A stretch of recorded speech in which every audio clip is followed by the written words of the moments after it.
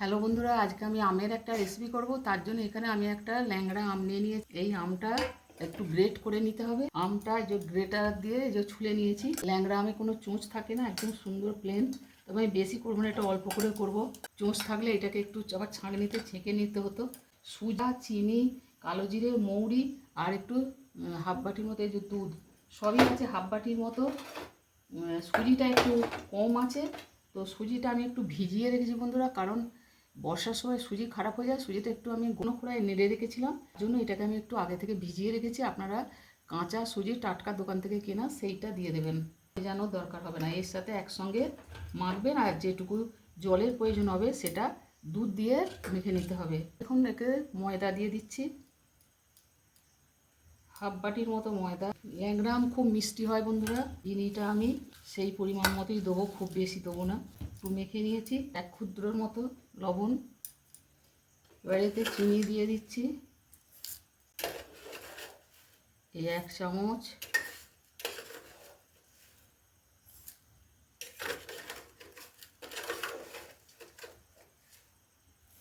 দু চামচের মতো।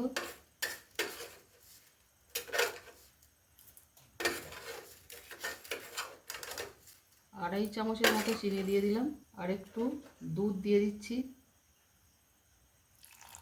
যেমন প্রয়োজন হবে সেরকম দুধ দেবো।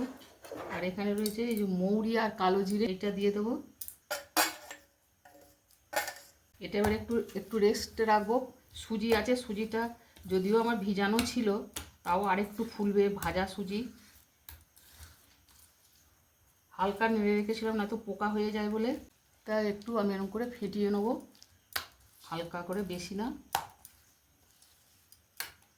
যদি পাতলা হয়ে যায় তখন একটু ময়দা মিশিয়ে নেবো। আশা করি এটা ফুলে একটু মোটা হয়ে যাবে। এখন 5 মিনিট রেস্টে রাখছি। এটা 10 মিনিট রেস্টে রাখলে ভালো হয়, তো আমি বেশিক্ষণ রাখতে পারছি না। আমার সুজিটা যখন ভিজানো ছিল ওই জন্য আমি বেশিক্ষণ রাখছি না। আর এতে এই যে একটু সিকি চামচের মতো বেকিং সোডা দিচ্ছি, সিকি চামচের মতো বেকিং সোডা দিলাম বন্ধুরা। এটা দিলে ভেতরটা একটু বেশ মানে ফাঁপা ফাঁপা মতো হবে। তেল বসিয়ে দিয়েছি, তেল গরম হয়ে গেছে বন্ধুরা। আর এই মাখাটা এই যে এবার আমি নিয়ে নিলাম।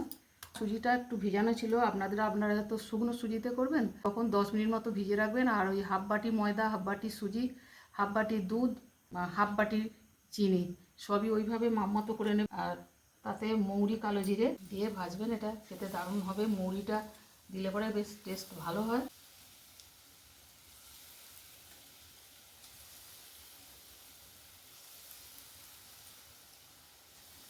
একবার দিয়েছি, এগুলো হয়ে গেছে, তুলে নেব। আঁচটা প্রথমে জোরে ছিল, তারপর দিয়ে দেওয়ার পর 1 মিনিট পর আমি আঁচটা একটু নামিয়ে দিয়েছি। 12 আনা মতো তেল ছিল। আর এগুলো অল্প অল্প দিতে হবে, ছাড়া ছাড়া করে, নাহলে জড়িয়ে যাবে।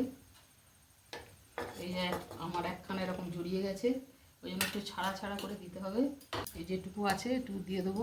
দেখুন কতটুকু করে দিচ্ছি, সেগুলো ফুলে ডবলের মতো হয়ে যাচ্ছে, স্পঞ্জের মতো নরমও হয়েছে ভেতরগুলো। তার সময় কিন্তু আঁচটা একটু জোরে রাখতে হবে।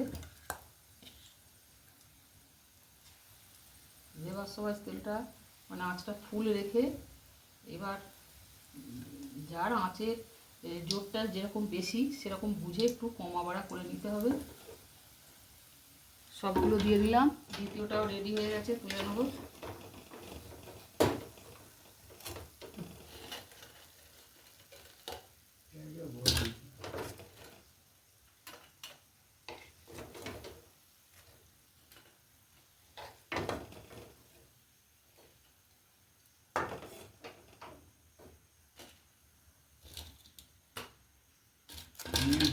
সব কটা তুলে নিয়েছি, গ্যাস অফ করে দিয়েছি। এই দেখুন দারুণ টেস্টি হয়েছে।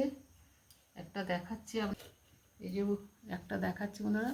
এই ভেতর ওপরটায় দেখুন মচমচে, আর ভেতরটায় দেখুন কিরম ফাঁপা ফাঁপা হয়েছে, ওই বেকিং সোডা দেওয়ার জন্য। দারুণ হয়েছে বন্ধুরা খেতে। অবশ্যই এইভাবে খেয়ে দেখবেন, তৈরি করবেন। ভালো লাগলে অবশ্যই লাইক, শেয়ার, কমেন্ট করবেন। আজকের মতো তাহলে রাখছি বন্ধুরা, আবার আসবো অন্য কোনো রেসিপি নিয়ে। জয় গুরু, জয় মা তারা।